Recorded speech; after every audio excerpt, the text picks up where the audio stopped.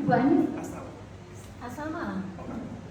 Kebetulan saya menderita diabetes mellitus ini baru 20 tahun. Waktu itu hamil saya 8 bulan. Jadi sejak itu sampai sekarang saya tetap pakai insulin. Yang ini saya tanyakan begini. Selama ini saya kan memang merasa saya juga berat badannya berlebihan. Saya sudah melakukan intermittent fasting itu selama 16 jam. Terus tiap minggu naik lagi 20 jam. Dan memang mulai dulu sebenarnya saya untuk makan itu saya tidak lebih dari 5 sendok makan untuk nasi. Saya memang perbanyak itu proteinnya sama sayur. Saya juga udah renang 2 kali seminggu. Saya kebetulan karena saya ada saraf kejepit, jadi saya tidak bisa lakukan aktivitas untuk jalan, lari kan tidak bisa. Jadi saya cuma angkat beban dan syaratnya untuk meningkatkan massa otot saja. Udah, tapi ya itu kok kayaknya susah ya, sampai sekarang juga berat badannya ya. Ini kemarin saya coba yang 20 jam, saya kebetulan 5 hari itu konsumsi saya protein itu telur rebus, tempe rebus, tahu rebus, sudah tidak apa lagi. Ya alhamdulillah sudah turun 1 kilo selama 5 hari.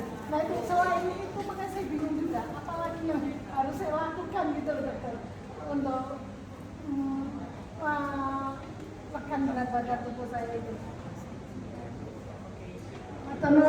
Jadi Ibu sudah terdiagnosis diabetes sudah kurang lebih 20 tahun ya Bu, dan sekarang dengan insulin. Profil gulanya gimana Bu, terkontrol?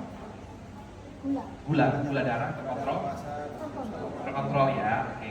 Dan Ibu saat ini mempertanyakan terkait bagaimana manajemen berat badan yang mungkin masih belum tercapai ya Bu. Kalau boleh kita tahu BMI-nya berapa Bu? Atau indeks massa tubuhnya tadi yang dihitung, kira-kira masuk ke dalam kategori mana? Masih tinggi ya. Oke. Ibu bertanya terkait dengan Ibu sudah melakukan intermittent fasting. Kira-kira apa aja nih Dokter Adek yang harus dilakukan dalam target penurunan berat badan dengan pasien diabetes? Baik, terima kasih. Ibu selama ini menggunakan insulin. Dua insulin. Insulinnya berapa kali atau kombinasi dengan? Paginya saya 10 unit. Pakai apa? Saya pakai sekarang tergantung stok yang ada di sini. Kalau misalnya ada nomor Yang pagi saya langsung terus menit. makanya nomor atau biasanya Nomor nomor atau insulin. Oh ya, saya bagi yang saya sama nomor yang baik. Terima kasih banyak atas pertanyaannya Ibu. Sekarang berat badannya di 68. berapa? 68. Baik, jadi poinnya memang seperti yang kita tadi, pertama memang obesitas ini yang tadinya kita bilang masalah estetik tidak enak ya. Ternyata sekarang bergeser ini adalah sesuatu yang estetik, karena kalau ditarik ke belakang bahwa obesitas atau ini yang mungkin memang bisa fat, makanya kenapa kita dulu ya, ternyata menjadi sumber dari penyakit dan salah satunya adalah diabetes. Terus pertanyaannya, saya sudah makan fasting, kita sudah ini, apa yang bisa dioptimalkan lagi? Oke, pertama memang penggunaan masalah. Terus yang kedua kita bisa sesuaikan. Ada obat-obat yang memang berefek, tapi diabetes ya, obat diabetes yang sekaligus bisa menurunkan ya, yang bisa dijelaskan masalah itu bisa khasiat ya, dan dalam kategori ini itu dari sisi obat, makanya ilmunya sudah minimal, sudah dilakukan seperti yang tadi pasti.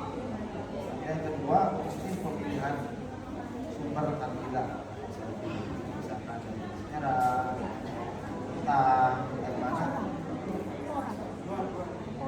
Orang ya, itu sudah bagus ya, berarti ya. Jadi disarankan sumber karbohidrat yang banyak sekali.